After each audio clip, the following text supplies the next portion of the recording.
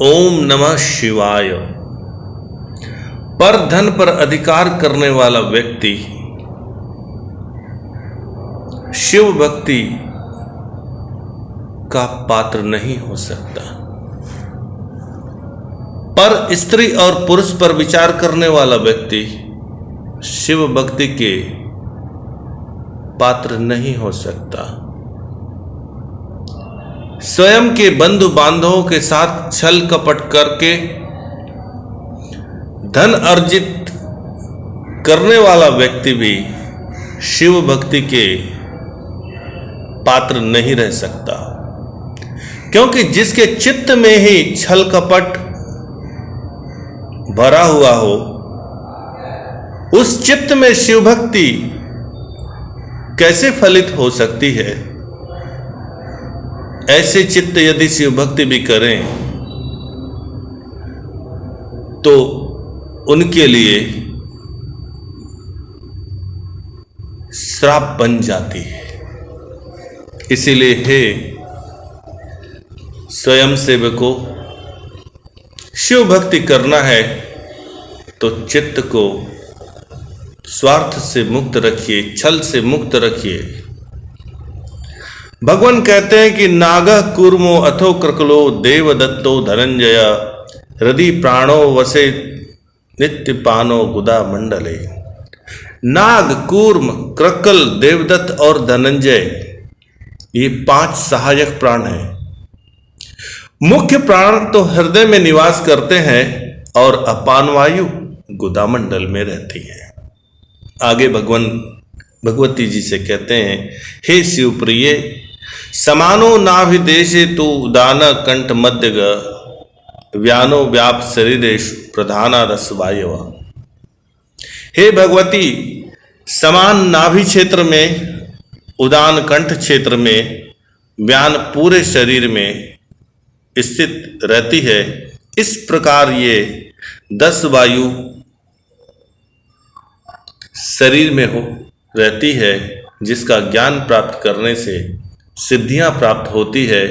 मानसिक, भावनात्मक और शारीरिक स्वास्थ्य भी मिल सकता है। आगे भगवान कहते हैं, प्राणाद्या पंच विख्याता नागाद्या पंच वायवा तेषमापिन च पंचानाम स्थानानि च वदाम्यहम्। 5 प्राण तो विख्यात है, 5 वायु भी विख्यात है। अब हम उन 5 वायु के विषय में आपसे कहते हैं। भगवान कहते हैं, उद्गारे नाग आख्यात कूर्म उन्मीलने स्मृत कृकल शुत्कृतज्ञेयो देवदत्तो भुजव्रणे।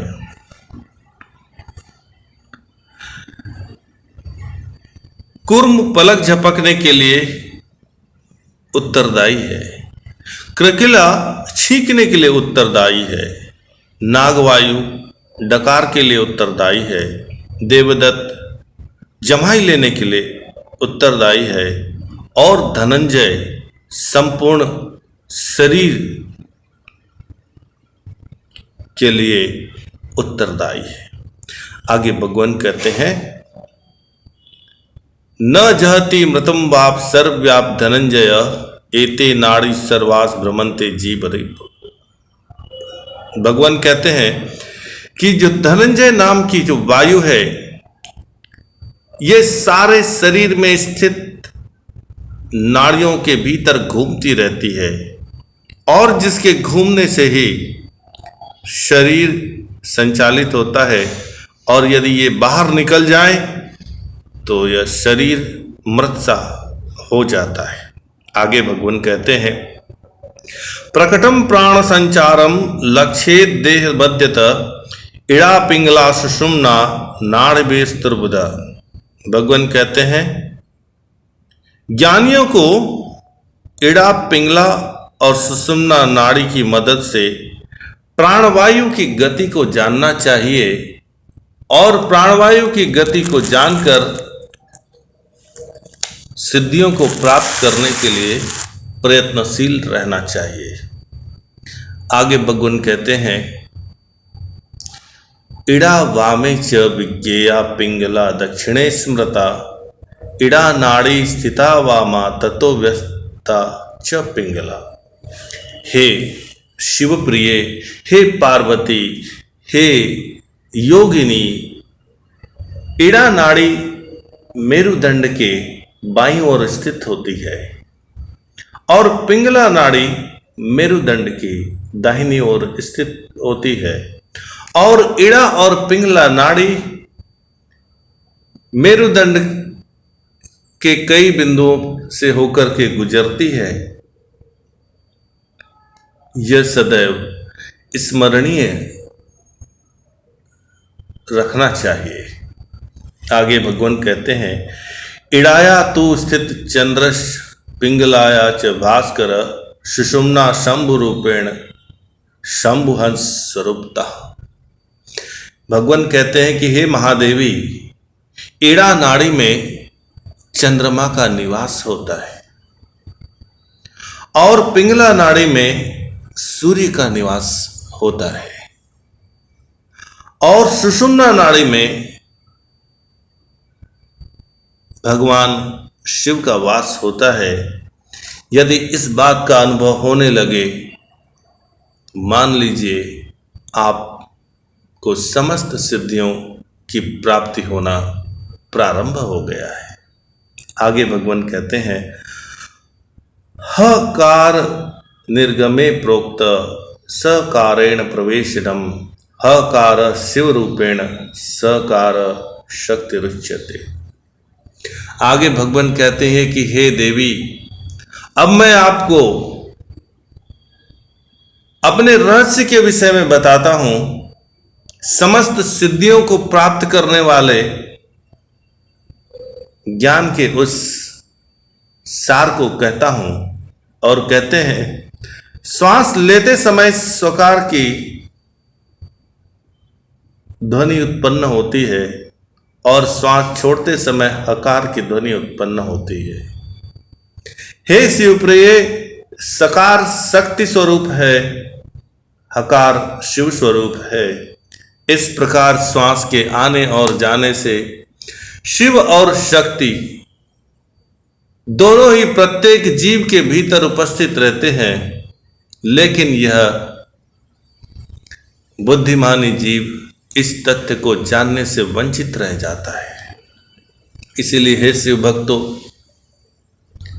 जीवन में यदि कुछ प्राप्त करने योग्य है, कुछ जानने योग्य है, वह है स्वयं को जानना।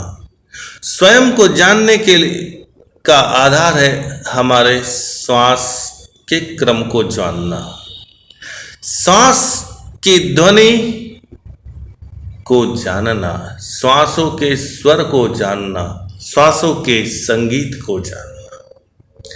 जैसे ही श्वास नासापुटों से प्रवेश करे, श्वासों के स्वर को सुनिए और जैसे ही श्वास नासापुटों से बाहर जाए, श्वास के स्वरों को सुनिए।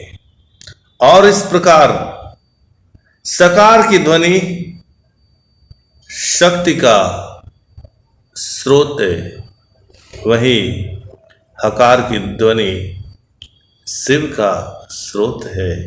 यही शिव भक्ति का मूल मंत्र है, यही शिव भक्ति का मूल आधार है। इसीलिए हे शिव प्रिय, श्वासों के स्वर को सुनने से शक्ति और शिव दोनों इस जीव के भीतर अनुभूत हो सकते हैं। इसीलिए हे शिव भक्तों, मंदिर मंदिर भटकने से पहले,